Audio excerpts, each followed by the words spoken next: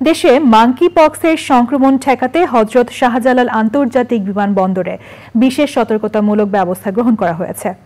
বিদেশ থেকে আসা কোনো যাত্রীকে স্বাস্থ্য পরীক্ষা ছাড়া বিমানবন্দর দিয়ে বাংলাদেশে প্রবেশ করতে দেয়া হচ্ছে না।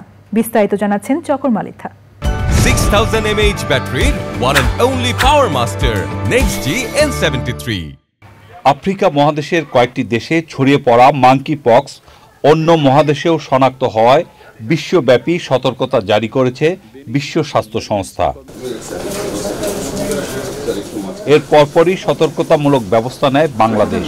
মাঙ্কি পক্স শনাক্তে থার্মাল স্ক্যানার বসানো হয় হযরত শাহজালাল আন্তর্জাতিক বিমানবন্দরে। সতর্কতামূলক এসব ব্যবস্থা সরজমিনে পরিদর্শন করেন বেসামরিক বিমান চলাচল কর্তৃপক্ষের চেয়ারম্যান।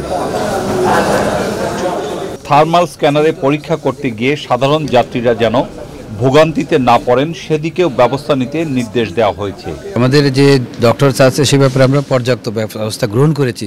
তারপরেও যদি কখনো মনে হয় যে আমাদের একটু আরও ইনক্রিজ করা লাগবে লোকজন, তখন আমরা ইনক্রিজ করব। যাত্রীদেরও সতর্ক হওয়ার পরামর্শ বিমানবন্দর কর্তৃপক্ষের। এখানে আমাদের সংক্রমণ রোগ শনাক্তকরণ কেন্দ্র আছে। কাউকে যদি সাসপেক্টেড মনে হয় আমরা সঙ্গে সঙ্গে ওখানে নিয়ে যাব। যাত্রীদের জন্য আমাদের 2টা স্ক্যানার আছে যেখানে কন্টিনিউয়াসলি স্বয়ংক্রিয়ভাবে মনিটর করা হচ্ছে তাদের টেম্পারেচার।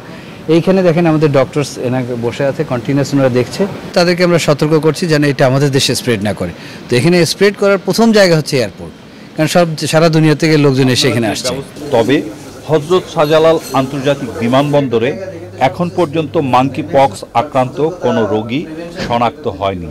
আগস্টের 15 তারিখ থেকে আমরা স্ক্রিনিং শুরু করছি এবং এখন পর্যন্ত পাই নাই। কারো শরীরে জ্বর অনুভূত হলে চিকিৎসকের নির্দেশনা নিয়ে দেশে আসার পরামর্শ দিয়েছেন বিশেষজ্ঞরা।